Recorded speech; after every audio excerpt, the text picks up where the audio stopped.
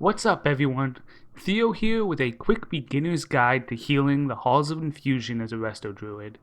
This is not designed to be the most in-depth overview for pushing keys at a high level, but rather an attempt to give those new to Resto Druids some tips and tricks on how to handle the dungeon as a beginner or simply as someone looking to survive their weekly keys.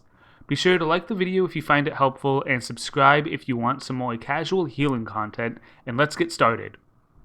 The nice thing about Halls of Infusion is, in most cases, if your group isn't going to make it through the dungeon, you'll know from the start. That's because the first trash can be pretty brutal, mostly because of the containment apparatus mobs.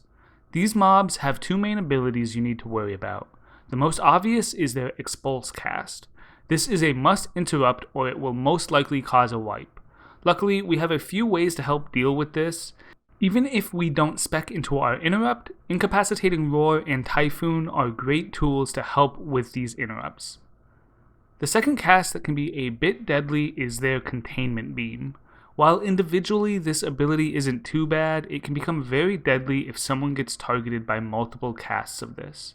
Whoever is being targeted will need immediate attention. This is a good target for your Life Blooms, Swiftmend, and Ironbark.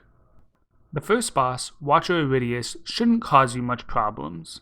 The only point of major damage comes when the boss casts Static Surge. This is where you're going to want to send your cooldowns.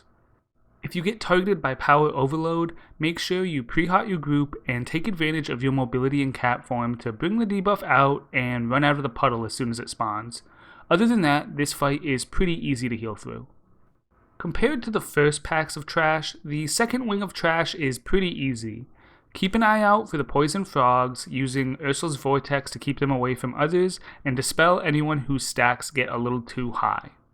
The second boss, Gulping Goliath, is a little easier to heal as long as this fight is done correctly. The fight involves around having the boss spawn poison frogs and then making sure they are in range of his Gulp ability. Luckily, we excel at helping the group with this with Ursul's Vortex and Typhoon. If done properly, the tank should also get hit by Gulp. If he doesn't, the boss will enrage, increasing his damage done. While you will want to save your cooldowns for their Toxic Effluvia and her Overpowering Croak, be sure to keep an eye on whether he is enraged, as this will determine how much of your cooldowns you want to commit to each of these abilities. In the next trash packs, the most dangerous mob you want to worry about is the Glacial Proto-Dragon. They will cast an ability called Deep Chill that will damage your group and then apply a dot. Luckily, this ability also slows you, which means you can immediately shapeshift to remove the debuff from yourself and then dispel a squishy DPS. While not as effective as a Priest's Master spell, removing 2 out of 5 debuffs isn't bad. The third boss, Hanjin the Unyielding, is probably the most healing intensive fight in this dungeon. Luckily, since it is mostly constant damage coming out through polar winds, Resto Druids are pretty well suited for dealing with this.